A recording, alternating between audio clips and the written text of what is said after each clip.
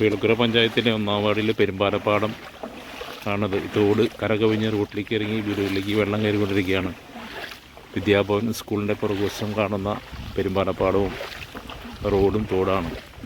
തോട് ശരിയായ രീതിയിൽ വർഷക്കാലത്തിന് മുമ്പ് ക്ലീൻ ചെയ്യാത്തതുകൊണ്ടാണ് ഈ വെള്ളം ശരിയായ രീതിയിൽ ശരിക്കും ഒഴുകിപ്പോകാതിരിക്കുന്നത്.